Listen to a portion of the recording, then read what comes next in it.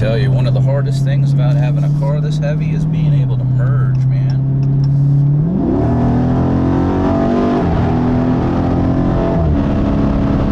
Oh, wait a minute. That was actually really easy.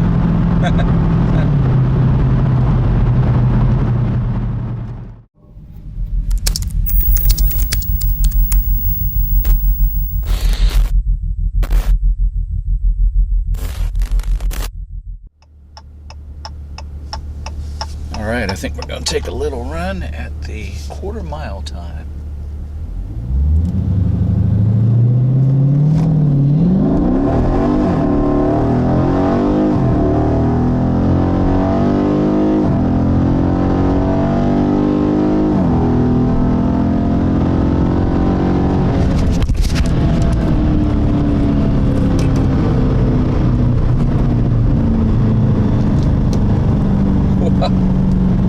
Okay, so I lost the camera, but I just beat my best by more than half of a second. My best was 13.3, and now we're looking at 12.6. Nice.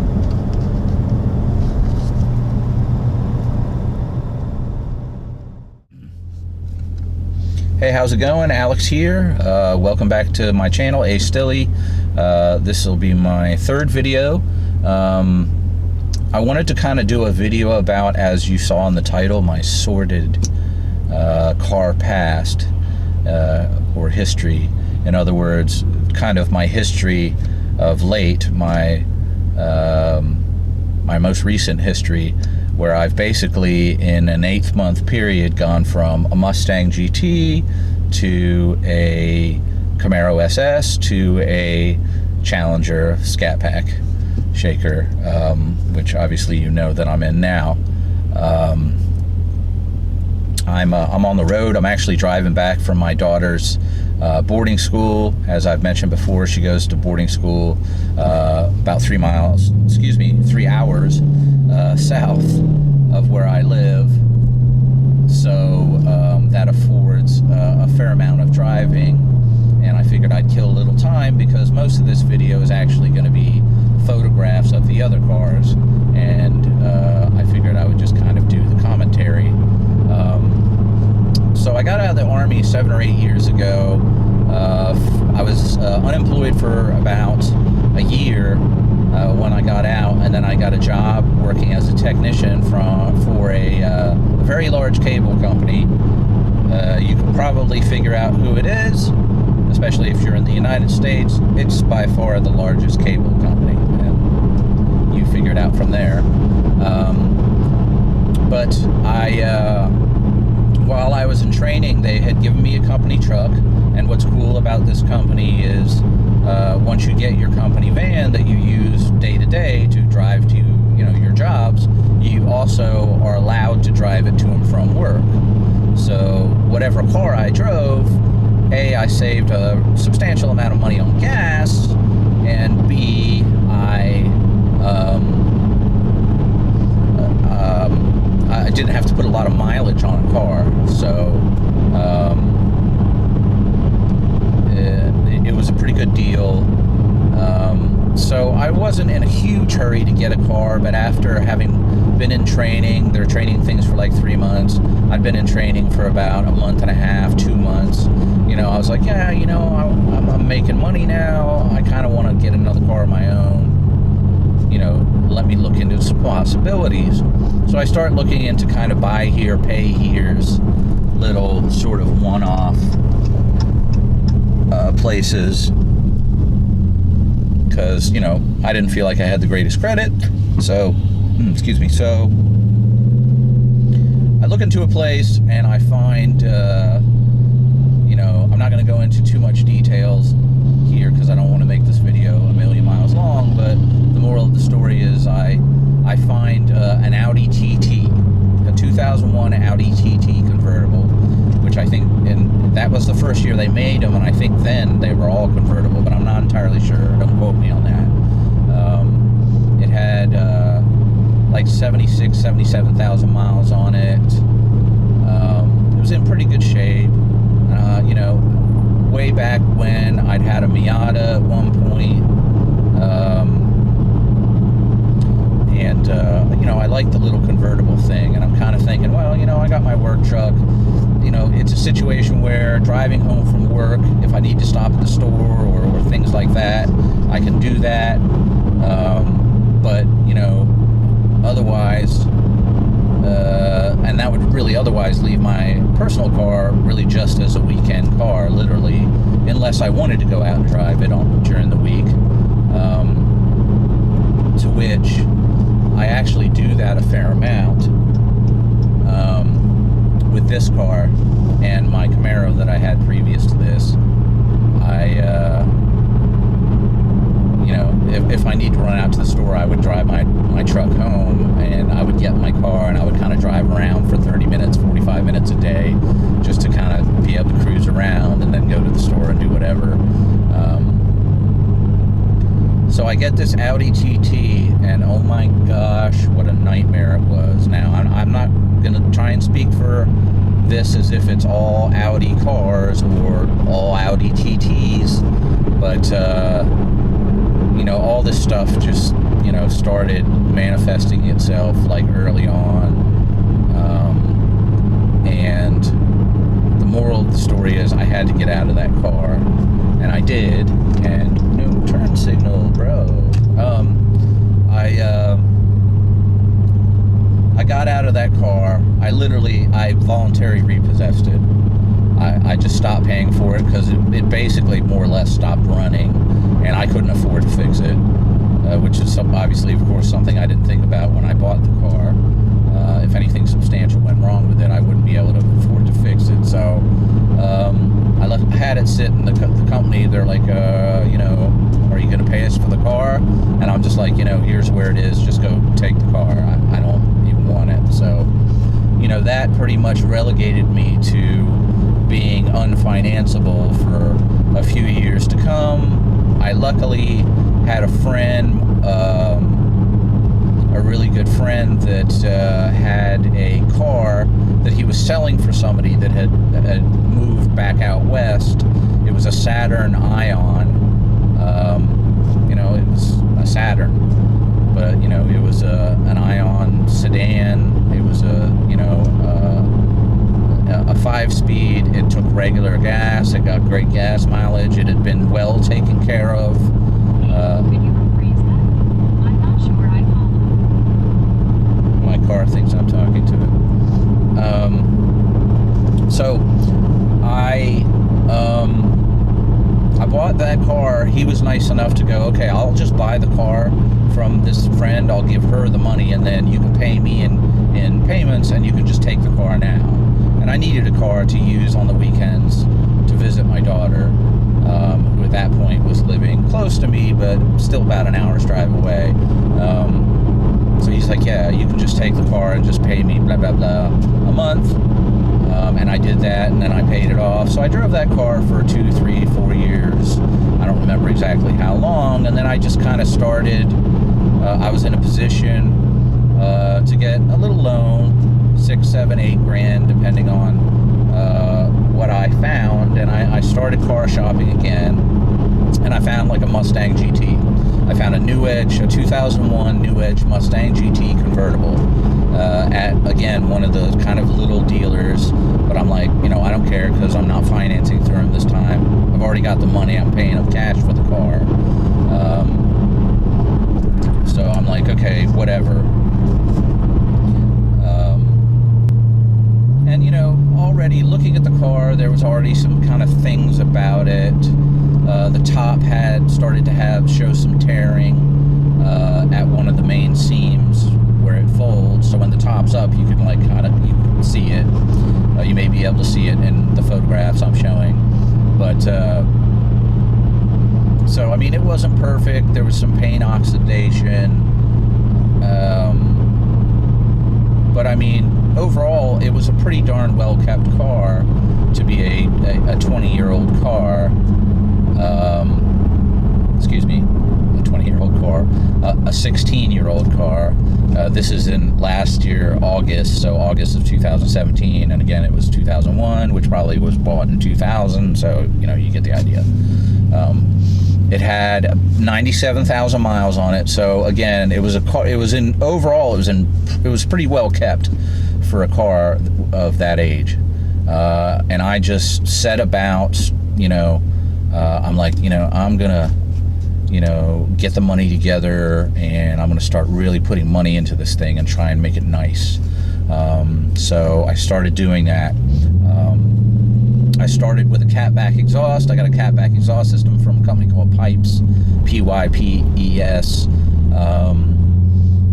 For the little sound blurbs I found online, it had really the sound that I seem to like the most out of all of them. So I'm like, yeah, I'm gonna go with this one. I got that installed. I like the sound. It seemed to wake up the car a little bit. I also got a cold air intake.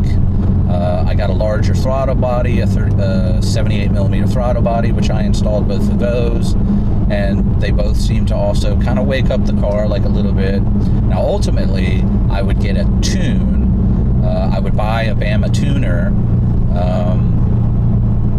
from American Muscle.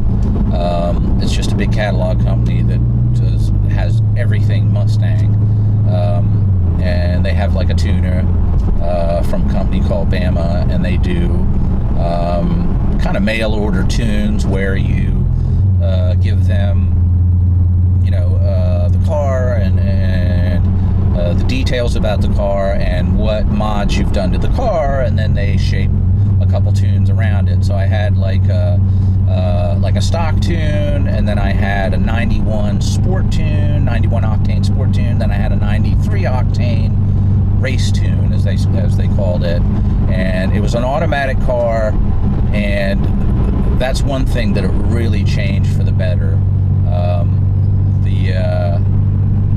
The shifting in that car was just lethargic because they tried to make it. I think they tried to make the new Edge Mustang GT a very drivable, daily drivable muscle car.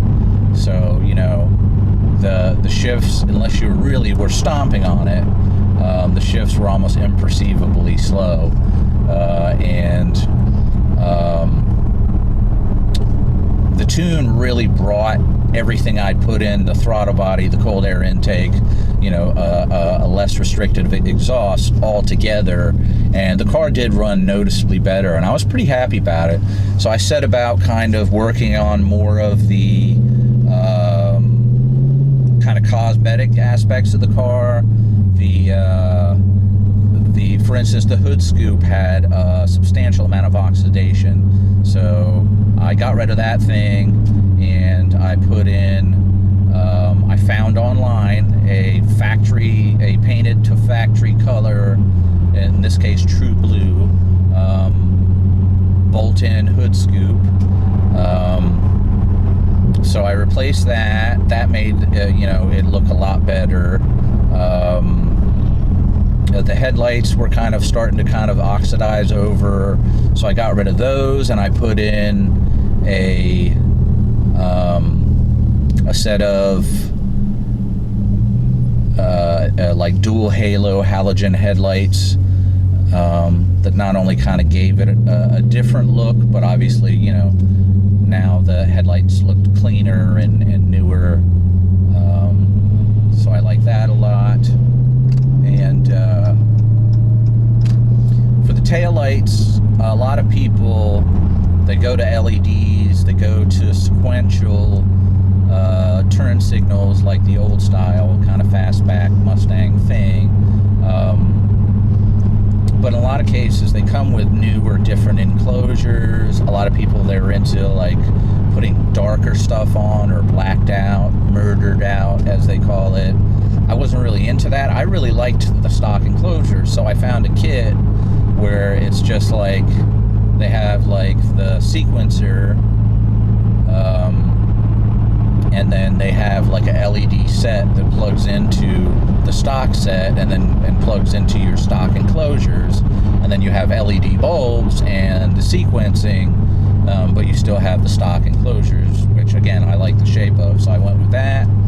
Yeah, I got like LED license plate lights, license plate LED interior lights.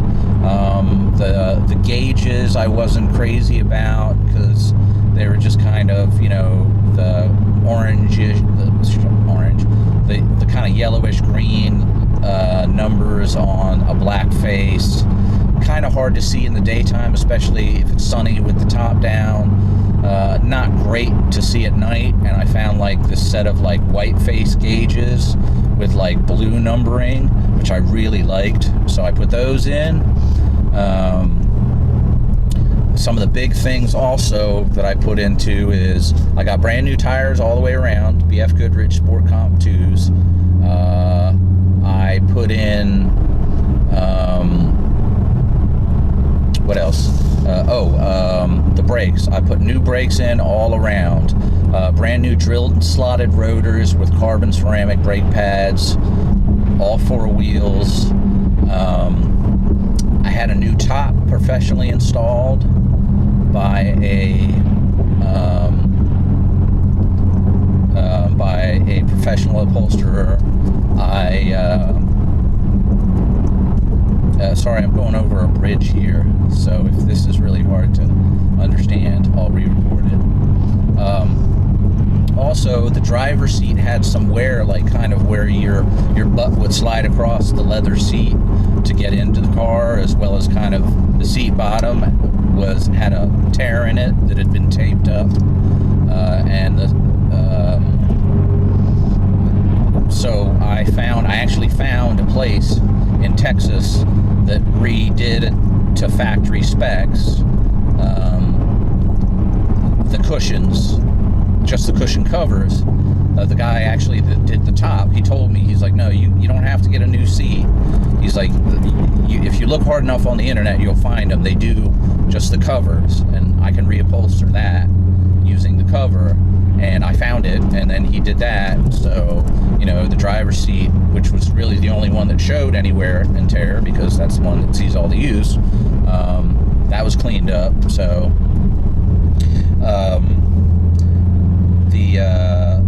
it did have a doubled-in touchscreen stereo. So, you know, it didn't have the stock stereo, but it was like Boss brand, and it was really crappy stereo. Like, the Bluetooth would disconnect all the time, or it would fade in and out while you're trying to listen to, you know, your iTunes with whatever your Bluetooth device was. So I found like a really nice Sony doubled in, and the speaker set was part of like the standard Mach 460 stereo that came with the Mustang GT that year, and they were decent speakers. And the guy told me, who put in the stereo for me, he's like, yeah, you know, as long as none of these are blown, and you'll know soon enough, they're decent speakers. So, I mean, unless you really want to crank it out, you probably won't need an amp with this new stereo installed. And he was right, it really improved the sound drastically, and, you know, all the Bluetooth stuff, you know, worked great. So I had that going for me, and you know, the car, you know, by the time I had all that done to it, it was in pretty darn good shape. Well, here's the problem. You know, I'd put like 2,500 miles on it at that point, and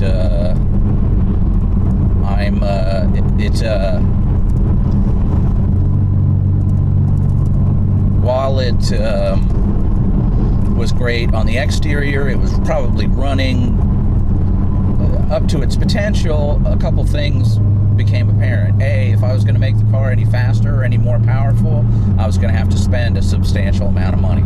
I was going to have to pro-charge the car, turbo it, or supercharge it, or something like that, and I just couldn't afford to do that. The second thing was, it would have a smell to it every so often, like a burning smell, almost like you would associate with there being an oil leak somewhere and leaking onto, you know, a hot part of the motor, and you know, kind of burning off, sort of that smell. It was unusual that I would smell it, But you know, every 15th time or so that I drove the car, I would get this smell, and I'm like, oh geez. And then there was this weird thing with the front suspension where if you when you're doing, like, say you stop at a stop sign and you're waiting to turn right, so you've got the wheel turned, and then you go, and as you're kind of making the turn, you start to release the steering wheel and let the wheels go straight. Every so often there would be like this sudden like clang, like a release sound, like a bound spring of some sort, or something had bound up, and then as you coming out of the turn, kind of pang, like released itself like really fast, like something was loose or out of line or something like that. And that worried me. And you know, I just started thinking, I'm like, you know, I really can't afford something really substantially expensive to go wrong with this car. So I'm just, yeah, you know, I think I'm gonna look at selling it, because, you know, even after I put all that work in it, I really did like the car, but it's not really the Mustang GT that I'd always wanted. I'd always wanted a Fox body Mustang. You know, to find a Fox body GT in decent shape anymore, like 90% of the time, they've been made into like a drag car. And, you know, obviously that's not what I wanted, So that's what kind of forced me to go stumbling into my local CarMax, you know, thinking, you know, no one's really going to finance me, but, you know, what the hell? The worst thing they can say is no. I can go on their lot, I can look around, and I can see if I can find anything that really appeals to me. So, you know, why not? And I'm going to pause the video now, because I'm going to go on a horribly rough piece of back road, so I'll be right back to you.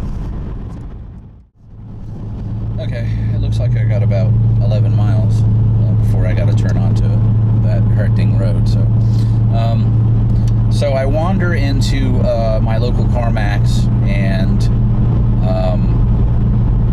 I'm looking around the lot, and I don't know what it is about the car, but they have a 2010, which obviously is a 5th generation Camaro SS. It's a 2SS RS, so basically it's a loaded Camaro. It's an Inferno orange with graphite stripes, as you can see from the pictures. And it was a 6-speed. I'm like, okay, so here we go. You know, probably at least 125 more horsepower than my Mustang.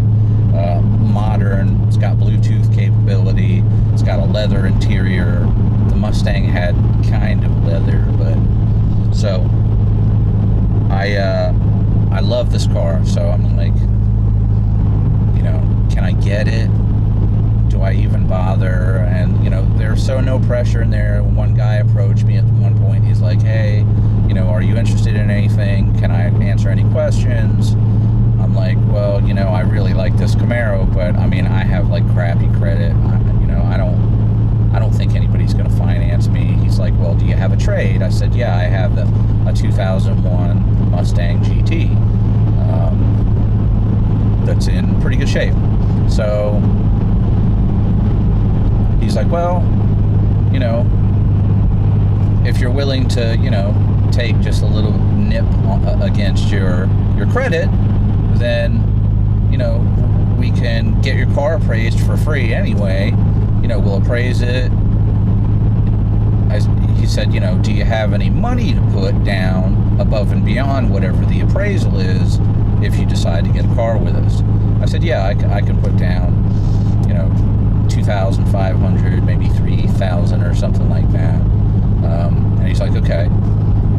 So we get the appraisal back, which is substantially lower considering than I expected, considering I just put $5,000 in the car. Now, do I think that just because I buy a car for blah blah blah $1,000 and then I turn around and put $5,000 in it to, in my opinion, make it a lot nicer, do Do I think that improves the value of it by $5,000 automatically? Certainly not.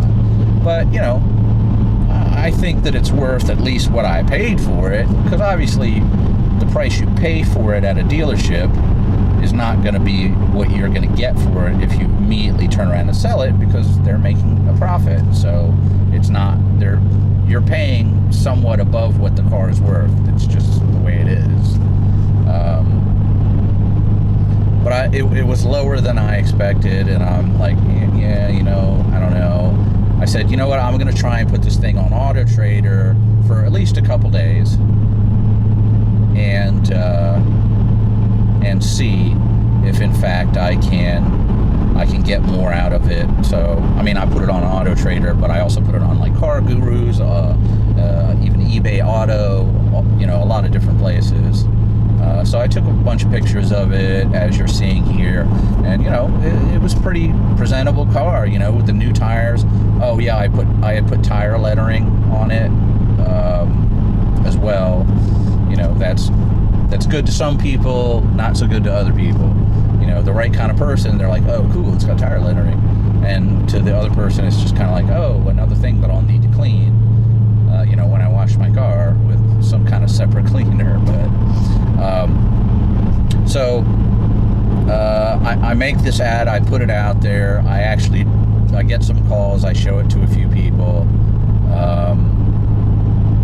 and I did actually end up selling it to somebody instead of trading it in and taking that money along with the money that I had and putting it down on the Camaro.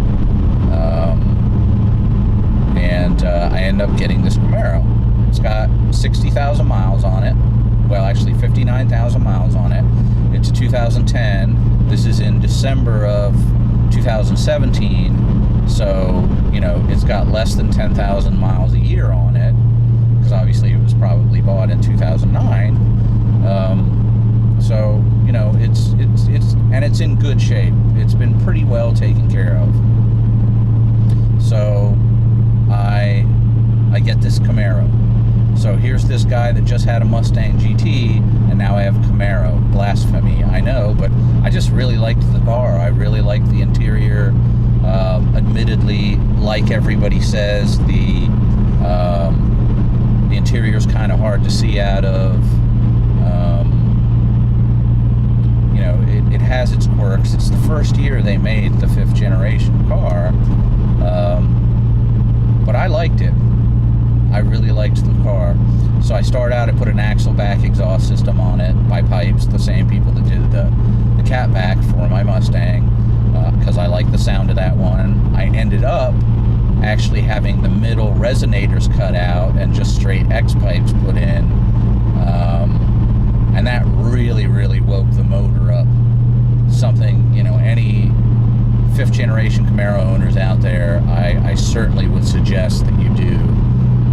I got the skip shift eliminator installed, which GM had this goofy thing with the 6-speed.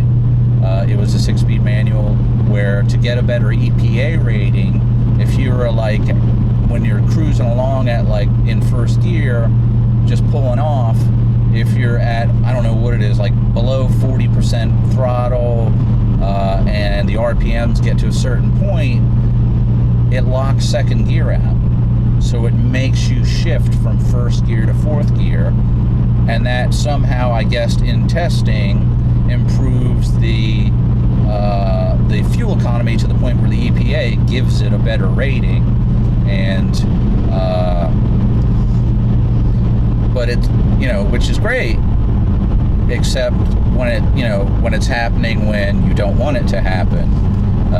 And you know, I pretty much figured out how to, that, you know, actually you kind of go through the RPM range where it activates. So if you actually let yourself go a little higher in the RPM range than you might normally under kind of normal driving conditions, it would actually come on and then it would go off, and then you could just switch in a second. But there was plenty of times where I just really wasn't thinking about it and wasn't paying attention, and then I can't get it into set, and then I look on the little indicator and it's showing me shift from 1st to 4th. So there's like a little skip shift eliminator where it's just a thing you put in the line between, I guess, the ECM and the transmission that tells the ECM that the transmission has received its request to lock out first gear, when in actuality it hasn't. So the little light thing would still come on under the conditions that it would normally activate and say, oh, shift into fourth, but you could just shift into second normally. So I put that in. I changed the shifter. I put in a different shifter from the stock shifter. But I didn't do much really to the car. I mean, it was pretty much what I would have wanted in most cases. So that was it, you know, a new exhaust for sound, and it sounded, I tell you, with with the stock resonators cut out of the middle, with a straight X pipe there leading to the kind of, they're like, almost like, they look like glass packs, the little inline mufflers, and then, you know, the big pipes coming out of the back for the axle back exhaust. It sounded terrific, and it ran great, and I really, really loved it. But when I managed to finance that, I guess I kind of finally realized, hey, you know, maybe I could get the car that I really, really, really, really want. You know, maybe for the first time, I wouldn't kind of settle for something. And settling for that Camaro would have been fine. If I was still driving that car, I'd still be happy about it. I really liked it. But, you know, what I always wanted was a Challenger Scat Pack 392. And I really wanted the Shaker Edition. I think I could have been happy, you know, had I just got, you know, a 392 Scat Pack. But as it turns out, you know, I managed to find the deal that I talked about in my last video, where I bought a 2017 and early 2018 that was still brand new, and ended up getting a Shaker for the cost of, if I'd have bought a 2018 regular Scat Pack 392. I got the Shaker Edition for the same price by buying a 2017. So this car is like the one car where if I had the $1,000 I put down on it, all back to start over again and buy another car, I would actually buy this same exact car over again. I finally am in the car that, like, I really, really, everything about it is exactly how I want it. Yeah, sure, there's tiny little things about it that I'm like, like, you know, I would have loved to have remote start. I do have the automatic, as I've mentioned before, which obviously gives you the ability to get remote start. That would have been nice. And there, of course, there's the having only 245 width tires on a car that makes almost 500 rear wheel horsepower. You know, it would have been nice to be able to just get the 275 width tires and not more expensive rims and, you know, the other things that come with the Dynamics package. So there are little things that, you know, I'm not crazy about, but, you know, no car is going to be perfect, but this is definitely the car that I would buy all over again, had I to do it all over again. So Turn left onto Turkey Hill Road. Here I go, turning left. So that's kind of it in a nutshell. That's how I went from a Ford Mustang to a Chevy Camaro to a Dodge Challenger. You know, 3 completely different trains of automotive thought that, you know, if you know, most purists would be like, you either like Mopar or you don't like the others. You either like a Mustang or you like a Camaro. You don't like both, and, you know, all that stuff.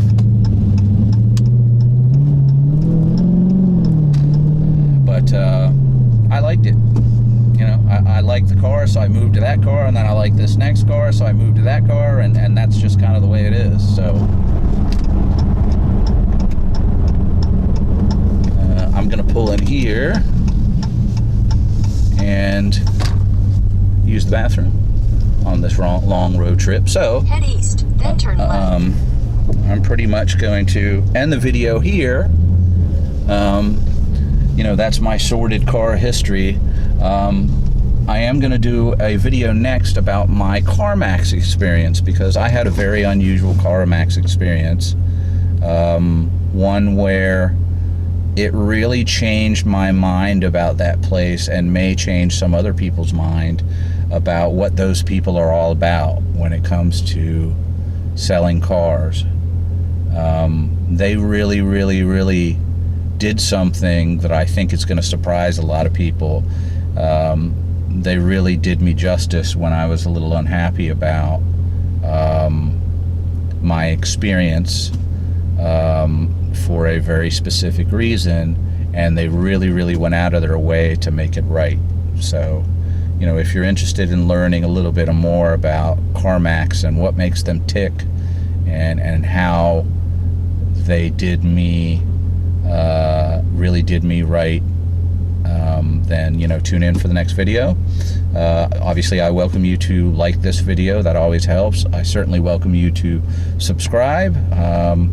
I've done, this will be my third video in about a week and a half, so I'm trying to keep up with posting stuff on the regular. So I would really look forward to seeing you guys in the next one. And until then, peace. Have a good one.